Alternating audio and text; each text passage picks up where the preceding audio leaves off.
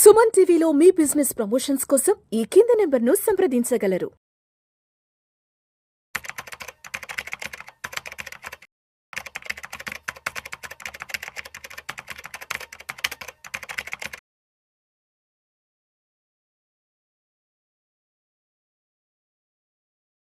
Welcome to Vishnu talks. నేను విష్ణు. ప్రస్తుతం నాతో పాటు AMFI registered mutual fund distributor Bonugela Salman గారు ఉన్నారు. వారితో మాట్లాడదాం.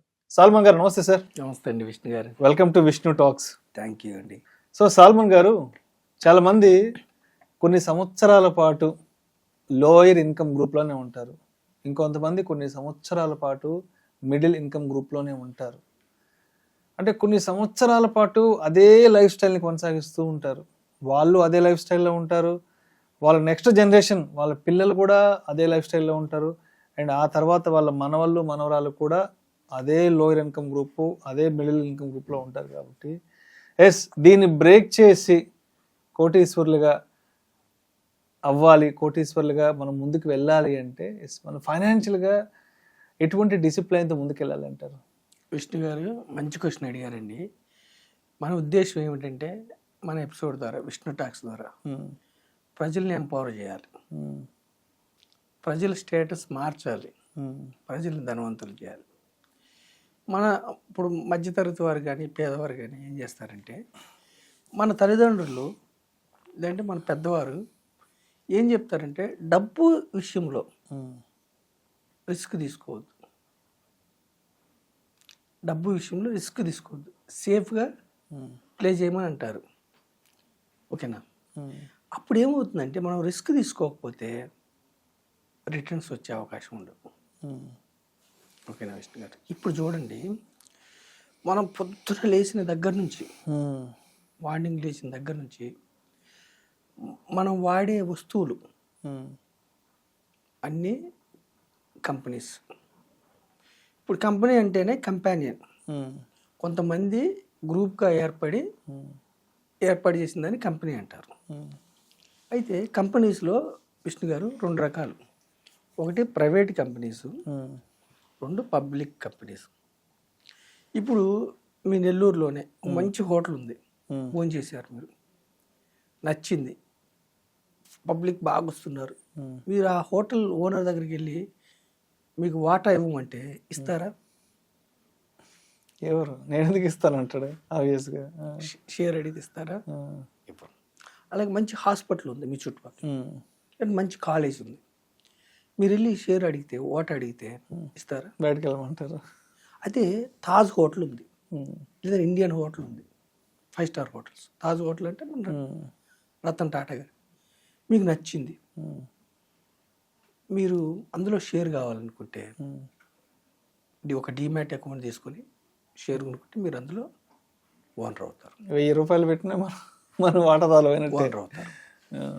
అలాగే కిమ్స్ హాస్పిటల్ ఉంది, అపోలో హాస్పిటల్ ఉంది, బాగా చూస్తున్నారు డాక్టర్స్ అన్నప్పుడు ఆ డీమ్యాట్ అకౌంట్ తీసుకొని ఆ షేర్ కొనుక్కుంటే అందులో ఓనర్. అంటే ప్రైవేట్ లిమిటెడ్ కంపెనీస్ ఒకళ్ళిద్దరి చేతిలో, కొద్దిమంది చేతిలో ఉంటే, వాళ్ళ బంధువుల చేతిలో ఉంటే వాళ్ళు మనకి ఓనర్షిప్ ఇవ్వరు. మన దేశం మనకిచ్చిన అదృష్టం ఏంటంటే, పబ్లిక్ లిమిటెడ్ కంపెనీస్, అంటే పబ్లిక్ షేర్ కొనుక్కుంటే అందులో ఓనర్షిప్ అవ్వాలంటే దాన్ని పబ్లిక్ కంపెనీస్ అంటారు. మన బ్యాంక్స్ ఉన్నాయి, ఎస్బీఐ బ్యాంక్ కానీ ఏ బ్యాంక్ లేని, మనం పొద్దున లేచిన దగ్గర నుంచి మన డైనింగ్ టేబుల్ మీద మనం వాడే గ్యాస్ కానీ, లేదంటే మన డైనింగ్ టేబుల్ మీద ఉండే ప్రతి వస్తువు కానీ, ఫ్రిడ్జులు కానీ, ప్రతిదీ పబ్లిక్ కంపెనీస్ తయారు చేసినవే. మనం ఏం చేస్తాము, పేదవారు మధ్యతరగతి వారు ఈ యొక్క కంపెనీస్లో షేర్ తీసుకోవడానికి భయపడతారు, వాటా తీసుకోవడానికి భయపడతారు. మన దేశం మనకిచ్చిన అదృష్టం ఏమిటంటే, ఏ జెండర్ అయినా, ఏ కలర్ అయినా, ఆరోగ్యవంతుడా అనారోగ్యవంతుడా, ఏ ప్రాంతం వ్యక్తి అయినా కానీ పబ్లిక్ లిమిటెడ్ కంపెనీస్లో మనం ఓనర్షిప్ తీసుకోవచ్చు. ఏమిటి మరి ఇందులో ఓనర్షిప్ తీసుకుంటే ఏమిటి, ఈ కంపెనీస్కి లాభాలు వస్తున్న కొందికి డివిడెండ్స్ రూపేణ పంచుతారు, అందరికీ సమానంగా. అసలు ఈక్విటీస్ అంటేనే ఈక్వల్ ఆపర్చునిటీస్. సూపర్, చాలా మంచి మాట చెప్పారు. ఈక్విటీస్ అంటేనే ఈక్వల్ ఆపర్చునిటీస్. ఇప్పుడు ఒక కంపెనీ ఓనర్తో నాకు గొడవ అయింది, ఇది పబ్లిక్ లిమిటెడ్ కంపెనీ, అయినా నేను షేర్ కొనుక్కొని అతను ఆపలేడు. రిలయన్స్ ముఖేష్ అంబానీ గారికి నా మీద కోపం వచ్చింది, అయినా రిలయన్స్లో షేర్ కొనుక్కోవడానికి నన్ను ఎవరు ఆపలేరు.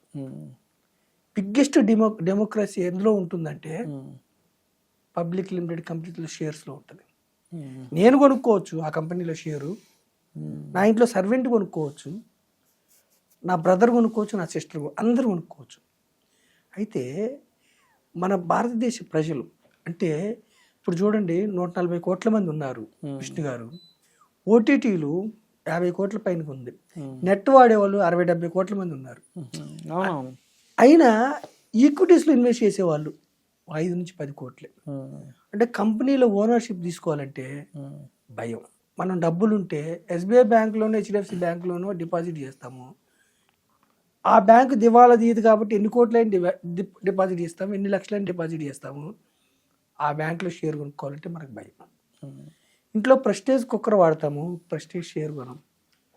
అశోక్ లేలాండ్ బస్సులో వెళ్తాము, అశోక్ లేలాండ్ షేర్ కొనం. అంటే మనం ఏ వస్తువు అయితే వాడతాం, హిందుస్థాన్ యూనిలివర్ మనం వాడే సబ్బుల దగ్గర నుంచి పేస్ట్ దగ్గర నుంచి మనం వాడే గ్యాస్ హెచ్పిసిఎల్ బీపీసీఎల్ అంటే ప్రతి వస్తువు మనం కన్జ్యూమ్ చేసే వస్తువులు షేర్లు కొనాలంటే మనకు భయం. అలాంటప్పుడు ఏమవుతుంది, రిస్క్ తీసుకోకపోతే భయం. ఎందుకంటే ఈ కంపెనీస్ దివాలా తీస్తే మన డబ్బు పోతుందేమో అని. అసలు లిమిటెడ్ అంటే అర్థమే లయబిలిటీ లిమిటెడ్. ఇప్పుడు లిమిటెడ్ అని ఉంది, ఇప్పుడు నేను ఒక 10,000 పెట్టాను అనుకోండి విష్ణు గారు షేర్లో, నాకు పోయే డబ్బు మొత్తం పోతే 10,000 పోతుంది. ఆ కంపెనీకి 1,00,000 కోట్లు అప్పు అయింది అనుకోండి సపోజ్, ఏదైనా ఒక కంపెనీకి, నా ఇంటికి వచ్చి ఇంకేం అడగరు, నా ఆస్తులేం తీసుకెళ్ళరు. అదే నేను సొంతంగా కోట్లు పెట్టుకున్నాను అనుకోండి, ఒక 5 లక్షలు పెట్టి, కానీ 20 లక్షలు అప్పు అయింది అనుకోండి, నా ఇంట్లో ఉన్న ఆస్తులు అమ్మి కూడా నేను ఇవ్వాలి, నా ల్యాండ్స్ ఇచ్చి కూడా. ఇక్కడ లయబిలిటీ లిమిటెడ్. రెండోది, ఆ కంపెనీ వల్ల ఏమైనా ప్రమాదం అయింది అనుకోండి, అశోక్ లేలాండ్ కంపెనీలో ఏదైనా అయింది, లేదంటే ఏదో కంపెనీలో గ్యాస్ కంపెనీలో ఏదైంది, లీకేజ్ అయ్యి ప్రజలు చనిపోయారు, ఆ యొక్క కేసు అప్పుడు ఆ టైంలో ఉన్న ఎంప్లాయీస్ మీద వస్తుంది, కానీ జనరల్ మేనేజర్ ఇంకోరి మీద, షేర్ హోల్డర్స్ మీద. అంటే లిమిటెడ్ లయబిలిటీ ఉంటుంది, కానీ ప్రాఫిట్స్ డివిడెండ్స్ అన్లిమిటెడ్ ఉంటాయి. అది అర్థం చేసుకోవాలి. అంటే మనం ఏం చెప్తున్నామంటే విష్ణు గారు, మన విష్ణు టాక్స్ ద్వారా సామాన్యమైన ప్రజలు ప్రైవేట్ లిమిటెడ్ కంపెనీస్లో మనకి ఎలాగో షేర్స్ ఇవ్వరు. ఇప్పుడు మనకి మన తెలుగులో బ్రహ్మాండమైన టీవీ ఛానల్స్ ఉన్నాయి, మనకి షేర్ కావాలంటే రాదు, కానీ మీకు ఎన్డీటీవీలో కావాలా, సిఎన్బిసిలో కావాలా, షేర్ తీసుకోవచ్చు. అంటే పబ్లిక్ లిమిటెడ్ కంపెనీస్లో మీకు ఆపర్చునిటీ ఉంది. ఇప్పుడు ఒకటి చూడండి విష్ణు గారు, టాటా స్టీల్ ఉంది, ఆ పరిశ్రమను మనం స్థాపించలేం, కానీ ఆ పరిశ్రమలో ఓనర్ అవ్వచ్చు. కరెక్ట్. ఆల్ట్రాటెక్ సిమెంట్ని మనం స్థాపించలేం, కానీ ఆల్ట్రాటెక్ సిమెంట్లో మీరు పార్ట్ ఓనర్ అవ్వచ్చు. బ్యాంక్స్లో మీరు పార్ట్ ఓనర్ అవ్వచ్చు. అంటే మన దేశ ఆర్థిక వ్యవస్థ నడిచే కంపెనీస్లో పేద ప్రజలు, మధ్యతరగతి వారు ఓనర్షిప్ అవ్వటం కోసం మనం ఎడ్యుకేట్ చేస్తున్నాం. మరి ఏమిటైంది లాభం అంటే ఈక్విటీస్లో ఏమిటి లాభం? కొన్ని కంపెనీస్ పోవా, కొన్ని కంపెనీస్ జీరో అయినాయి. మనం అందుకే ఏం చెప్తున్నాం అంటే ప్రజలకి విష్ణు గారు, పేదవారు మధ్యతరగతి వారు డబ్బున్న వాళ్ళు డైరెక్ట్ స్టాక్స్ కొనుక్కున్నా, ఒకవేళ వాళ్ళకి ఏదైనా 1-2 కంపెనీస్ దెబ్బతిన్నా మళ్ళీ వారు కోలుకోగలరు. పేదవారు మధ్యతరగతి వారు మీరు ఒకే కంపెనీ స్టాక్ కొనుక్కొని ఒకవేళ ఆ కంపెనీ స్టాక్ జీరో అయిపోతే మీకు లాస్ వస్తే మీరు కోలుకోలేరు. కాబట్టి పేదవారు మధ్యతరగతి వారికి మన దేశం ఇచ్చిన opportunity diversified equity mutual funds. Diversified equity mutual funds ఏమిటంటే 50 కంపెనీల సమ్మేళనం, 15 రంగాల సమ్మేళనం. కాబట్టి డబ్బు జీరో కాదు, అంటే మీ డబ్బు పోదు, జీరో కాదు, షార్ట్ పీరియడ్లో రిస్క్ ఉంటుంది. కాబట్టి నేనేమంటున్నానంటే 50 కంపెనీల్లో ఓనర్షిప్ పొందండి. ఒక రిస్క్ ఉంటుంది, రిస్క్ తీసుకోవడానికి అలవాటు చేసుకోండి. రిస్క్ తీసుకోవడానికి అలవాటు చేసుకోండి. మళ్ళీ మనం ఏం చెప్తున్నట్టే మన ఎపిసోడ్ ద్వారా, మీరు ఒకవేళ ధనవంతులు కావాలంటే సేవింగ్స్ వద్దు, ట్రేడింగ్ వద్దు. ట్రేడింగ్ అంటే intraday, future and options. Future and options hedging కోసం. హెడ్జింగ్ అంటే ఏమిటి? సామాన్యమైన భాషలో చెప్తున్నా నేను. మీకు సపోజ్ ఒక కంపెనీ ఉంది, పెద్ద కంపెనీ, దాని షేర్ వాల్యూ 2,000 ఉంది. ఇప్పుడు నెగిటివ్ మార్కెట్స్ ఉన్నాయి కదా, తగ్గుతున్నప్పుడు వాళ్ళు ఏం చేస్తారంటే వాళ్ళ షేర్ వాల్యూ తగ్గుతుంది కాబట్టి ప్రొటెక్ట్ చేసుకోవడానికి, వాళ్ళు హెడ్జింగ్ చేసుకోవడానికి కాలు పుట్లు ఉంటాయి, వాళ్ళు ప్రొటెక్ట్ చేసుకొని రివర్స్లో వెళ్ళినప్పుడు వాళ్ళకి డబ్బు వచ్చేలాగా చేస్తున్నారు. దాన్ని మనం షార్ట్ మనీ కోసం ఇండివిజువల్స్ మనం ఆప్షన్స్ ఫీచర్స్లోకి వెళ్తే రైట్ రైట్ మన యొక్క మార్కెట్ యొక్క గమనాన్ని మన మంచిలో మొత్తం వెళ్ళిపోద్ది. సో సేవింగ్స్ వద్దు, ట్రేడింగ్ వద్దు. ఒక మధ్యతరగతి ప్రజలు, పేద ప్రజలు, ధనవంతులు కావాలంటే ఈక్విటీస్లోకి రండి. ఈక్విటీస్లో రిస్క్ ఉంటుంది. రిస్క్ని అర్థం చేసుకుంటే, రిస్క్ని మేనేజ్ చేసుకోవడం తెలుసుకొని కంపెనీలో ఓనర్షిప్ తీసుకుంటే, డైరెక్ట్గా తీసుకున్న ఓనరే, ఈక్విటీ మ్యూచువల్ ఫండ్స్ ద్వారా తీసుకున్న మీరు ఓనరే. ఓనర్షిప్ తీసుకుంటే మీరు ధనవంతులు అవడానికి అవకాశం ఉంది. ఏమిటి సైంటిఫిక్గా అంటే సెన్సెక్స్ ఎన్ని ఒడిదుడుకులు వచ్చినా 79 నుంచి ఈ రోజు వరకు, అంటే 2025 ఫిబ్రవరి ఈ రోజు వరకు కూడా అరౌండ్ 13 to 15% CAGR రిటర్న్స్. అంటే 76,000. ఎవరైతే ఆ రోజు ₹1,00,000 పెట్టారో 7 కోట్ల 60 లక్షలు అయింది. అంటే 8 కోట్లకి వెళ్ళింది, 8,60,00,000 వెళ్ళింది. మళ్ళీ ఈ యొక్క 6 monthsలో డౌన్ అయింది, కానీ 7,60,00,000 అయింది. దీర్ఘకాలంలో మార్కెట్ ఇండెక్స్లు ఎప్పుడు ఎకానమీకి సూచికగా ఉంటాయి. మన దేశంలో ఇప్పుడు గవర్నమెంట్ పాలసీస్ ప్రాబ్లం లేదు, ప్రైవేట్ క్యాపెక్స్ ప్రాబ్లం లేదు, ఇన్ఫ్లేషన్ కంట్రోల్లో ఉంది, ఎంప్లాయ్మెంట్ కంట్రోల్లో ఉంది, అంతా బాగుంది. ఇది సెంటిమెంటు. షార్ట్ పీరియడ్లో మీకు రిస్క్ ఉంటుంది. దీర్ఘకాలంలో మీరు చక్కగా డబ్బు సంపాదించుకోవచ్చు. డైవర్సిఫైడ్ ఈక్విటీ మ్యూచువల్ ఫండ్స్లో అంటే ఒక 50 కంపెనీల ఓనర్షిప్ తీసుకోవడం ద్వారా పేద ప్రజలు, మధ్యతత్వాలు, ధనవంతులు కావాలని నేను మీ ద్వారా హిస్టరీ టాక్స్ ద్వారా నేను ప్రజలను కోరుకుంటున్నాను. విష్ణు గారు, మన పేదవారు, మధ్యతరగతి ఎక్కువ మంది ఈక్విటీస్లో వస్తే ఏమవుద్దంటే కంపెనీస్లో పెట్టడం వల్ల కంపెనీ షేర్ వాల్యూ పెరుగుతుంటుంది.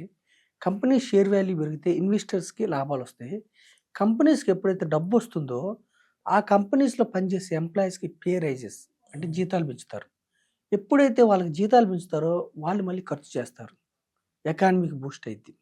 ఎప్పుడైతే దేశ ఎకానమీ బూస్ట్ అయిందో గవర్నమెంట్కి డబ్బు ఎక్కువ వస్తుంది, GST ద్వారా కానీ ఇంకో. ఎప్పుడైతే గవర్నమెంట్కి డబ్బు ఎక్కువ వస్తుందో వాళ్ళు మళ్ళీ ఖర్చు చేస్తారు. గవర్నమెంట్ ఎక్స్పెక్ట్ అంటే వాళ్ళు రోడ్ల మీద కానీ, తర్వాత ప్రాజెక్టుల వల్ల కానీ, సంక్షేమం కానీ వాళ్ళు మళ్ళీ ఖర్చు. అంటే ఈ ఈక్విటీస్లో మనీ పెట్టడం అనేది దేశ ఆర్థికాభివృద్ధికి దోహదం అవుతుంది. ఈ ఆర్థికాభివృద్ధిలో మీరు ఇన్వాల్వ్ అయితే ఇండివిజువల్గా మీరు ధనవంతులు అవుతారు. సో ఇది అర్థం చేసుకొని పేదవారు, మధ్యతరగతి వారు ఈక్విటీస్లోకి రమ్మని నేను పదే మీ ద్వారా నేను అభ్యర్థిస్తున్నాను. Thank you sir. Thank you so much Salman గారు. థ్యాంక్ యూ అండి విష్ణు గారు.